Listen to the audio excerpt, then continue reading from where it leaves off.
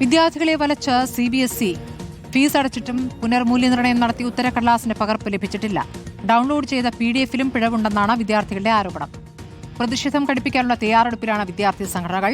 കേന്ദ്ര വിദ്യാഭ്യാസ മന്ത്രി ധർമ്മേന്ദ്ര പ്രധാൻ രാജിവെക്കണമെന്ന് CPM ആവശ്യപ്പെട്ടു. പ്രശ്നത്തിൽ കേന്ദ്ര സർക്കാരുമായി ബന്ധപ്പെട്ട് വരികയാണെന്ന് വിദ്യാഭ്യാസ മന്ത്രി N. ഷംസുദ്ദീൻ പറഞ്ഞു. അതൊരു ഒരിക്കലും സംഭവിക്കാൻ പാടില്ലാത്ത കുട്ടികളുടെ ഭാവിയെ, വളരെ കഷ്ടപ്പെട്ട് പഠിച്ച കുട്ടികളുടെ ഭാവിയെ ബാധിക്കുന്ന കാര്യമാണ്.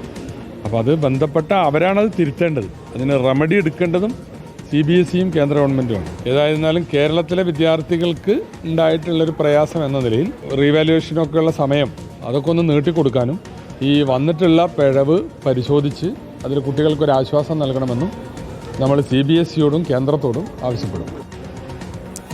YS അഭിനന്ദ് വിവരങ്ങളുമായി. അഭിനന്ദ്, ഇപ്പോൾ പുനർമൂല്യനിർണ്ണയത്തിന് നൽകിയവർ, ഫീസ് അടച്ചവർ, എല്ലാ വിദ്യാർത്ഥികളും ഇപ്പോൾ പ്രതിസന്ധിയിലാണ്. എന്താണ് കേന്ദ്ര വിദ്യാഭ്യാസ മന്ത്രിയുടെ പ്രതികരണം, വിദ്യാഭ്യാസ മന്ത്രാലയത്തിന്റെ പ്രതികരണം?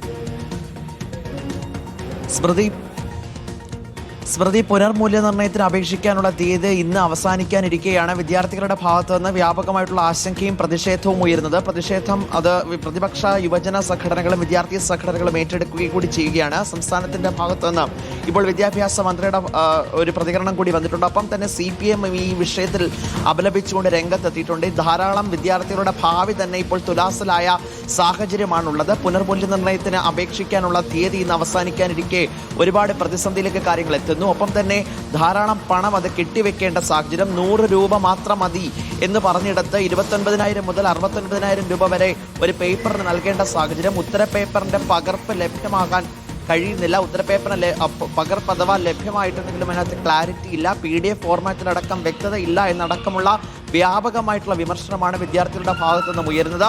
ആശങ്കയിലേക്ക് തന്നെയാണ് അവർ കടക്കുന്നത്. കാരണം ഇത് അവർക്ക് കൃത്യമായി തന്നെ പൂർത്തീകരിച്ചെങ്കിൽ മാത്രമേ അഡ്മിഷൻ അടക്കം അപേക്ഷിക്കുവാൻ സാധിക്കുകയുള്ളൂ.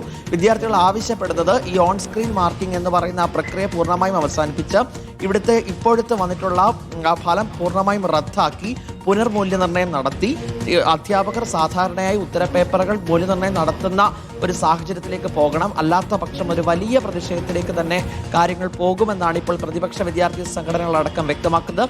ഓൺ സ്ക്രീൻ മാർക്കിംഗ് പദ്ധതി അത് പൂർണ്ണമായും ഇല്ലാതാക്കണമെന്നതാണ് വിദ്യാർത്ഥികളുടെ പ്രധാന ആവശ്യം. ശരി, YS അഭിനന്ദാണ് വിവരങ്ങൾ നൽകിയത്.